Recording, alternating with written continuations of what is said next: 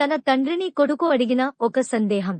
నాన్నా, మీ కాలంలో ఇంత టెక్నాలజీ లేదు, విమానాలు లేవు, ఇంటర్నెట్ లేదు, టీవీలు లేవు, కంప్యూటర్లు లేవు, ఏసీలు లేవు, లగ్జరీ కార్లు లేవు, మొబైల్ ఫోన్లు లేవు. మీరెలా బ్రతికేవారు?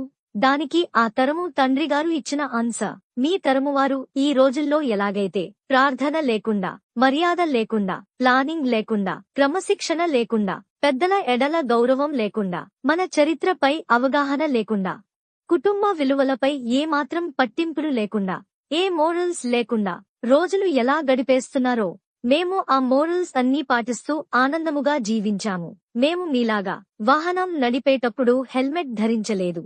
పాఠశాల వేళలు అయినా తరువాత చీకటి పడేదాకా ఆడుకున్నాము. టీవీలు చూడలేదు. ఇంటర్నెట్ స్నేహితులతో కాక నిజమైన స్నేహితులతో గడిపాము.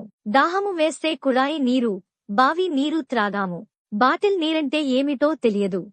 ఒకే గ్లాస్లో నలుగురం జ్యూస్ త్రాగినా, కాకి ఎంగిలి చేసిన జామకాయలు తిన్నా మాకెప్పుడూ జబ్బులు రాలేదు. 3 పూటల అన్నమే తిన్నా మాకు ఊబకాయం రాలేదు. షూస్ లేకుండా ఉత్తి పాదాలపై పరిగెత్తినా మాకు కీళ్ల నొప్పులు రాలేదు. సొంత ఆట వస్తువులు తయారు చేసుకుని ఆడుకున్నాము.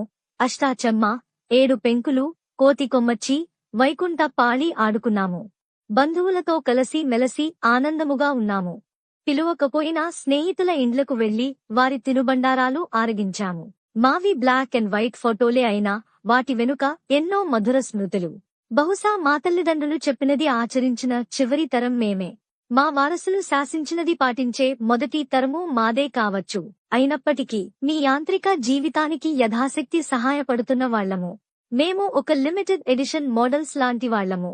అందుకే మా విన్నపము ఏమంటే, భూమిపైనుండి మేము వెళ్లిపోకముందే మా జీవితాల నుండి ఎంతో కొంత మా నుండి మీరు నేర్చుకోండి. మమ్మల్ని చక్కగా పెంచిన మంచి తల్లిదండ్రులకు వందనాలు. మేము అలా పెంచడం చేతకాని ఈ సమాజంలో ఓడిపోయిన మొదటి తరం తల్లిదండ్రులం అవుతున్నాం.